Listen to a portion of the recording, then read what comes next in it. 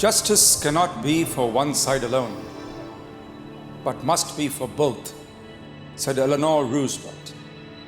But sometimes justice isn't served, and that is when you have to grab it yourself.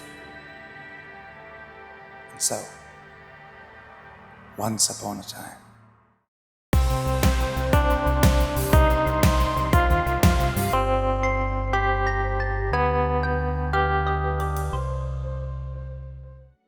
nobody really knew Dr. Sampat.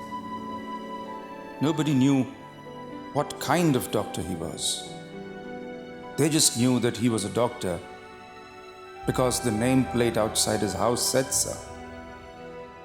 The neighbors would see him leave for work in the early hours of the morning and return only late at night. He kept to himself. Dr. Sampat had lost his wife years ago to an autoimmune disease. She was the only family he had. Dr. Sampat was an enigma, albeit a reticent one. It was thus shocking for the neighbors to see him being arrested early one morning. A 70-year-old man, handcuffed and walking with his trademark slouch towards a waiting police van. No one knew what crime Dr. Sampat had committed. The whisper going around was that it was murder. The next morning, the newspapers announced that Dr. Sampat had been arrested for the murder of Rohan Raichand, the spoilt brat of a wealthy father. Rohan had been arrested, tried, and consequently acquitted for the rape and murder of a 16-year-old. But the odd thing was that Rohan had died of a respiratory failure. And Dr. Sampat was not even his doctor. Then how in the world was Dr. Sampat responsible for the death? Things were only getting murkier. The hearing was slated for a rainy July morning. Dr. Sampat had refused a lawyer. "I do not need saving," were the words he had softly said at the bail hearing. The media interest in the case was understandably enormous, and the courtroom was jam-packed with eyes of the world trained on the goings-on in a single room of a large city. Dr. Sampat took the stand. He looked calm, stoic even. "You have refused any kind of legal representation. Is that correct?" the judge asked of Dr. Sampat. "Yes, Your Honor." "That is correct," Dr. Sampat said. The judge nodded and gestured to the public prosecutor to start the proceedings. The prosecutor cleared his throat. "Dr. Sampat, you have confessed to the murder of Rohan Raichand. Yet, you have told the investigators that you will only reveal your motivations and the modus operandi in court. So here we are, waiting for you to tell us everything." My wife passed away when Barkha was 5 years old.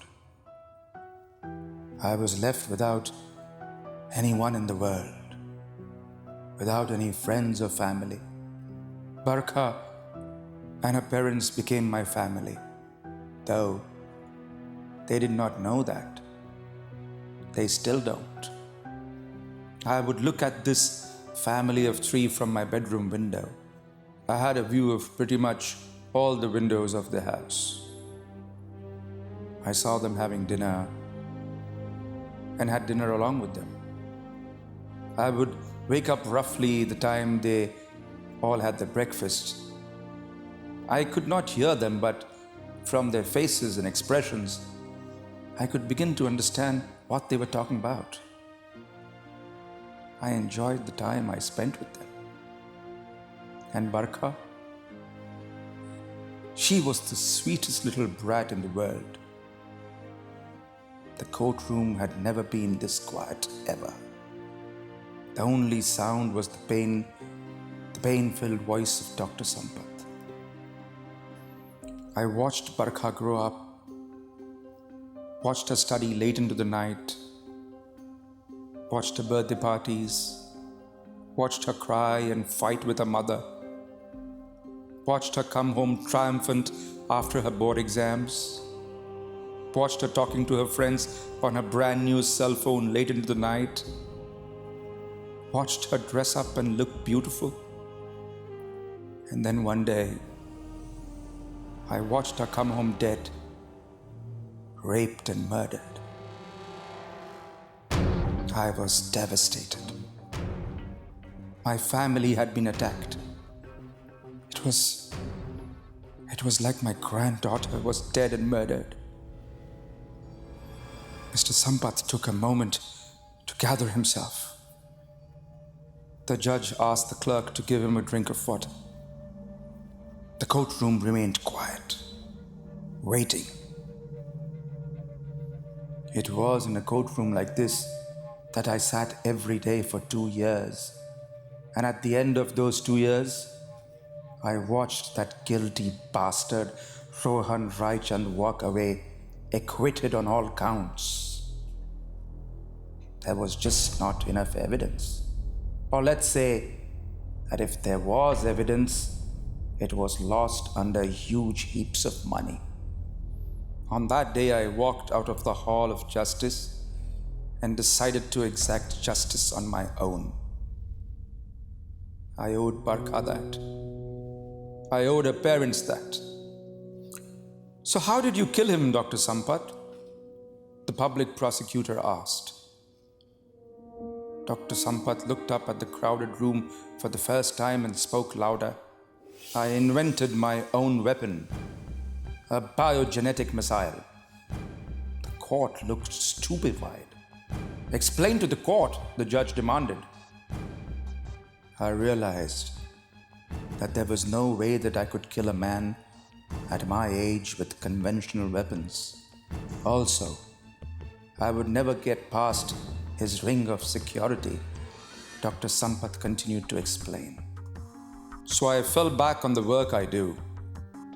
I am a genetic scientist, and my work is the study of diseases embedded in the DNA code.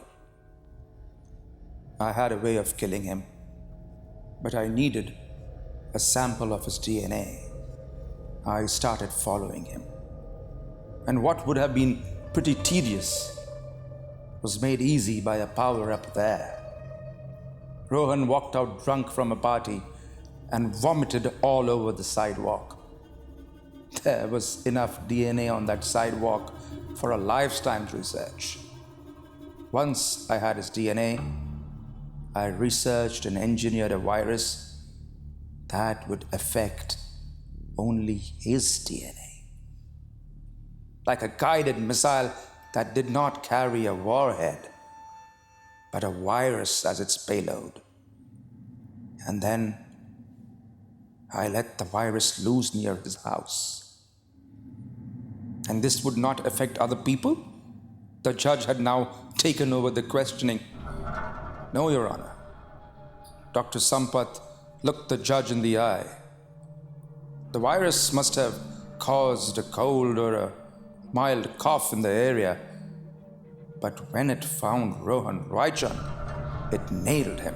The DNA sequence matched, and the virus in him was incurable. No one uttered a word in the courtroom. The most potent weapon of the century had been used by an old man who was wronged. Did you call Rohan on his cell phone from different numbers every day, asking him if he could breathe? The prosecutor asked. Yes, I did. Why? Because I knew he was finding it difficult, and I wanted him to know that someone was happy about his predicament. Dr. Sampat said this without a grain of guilt.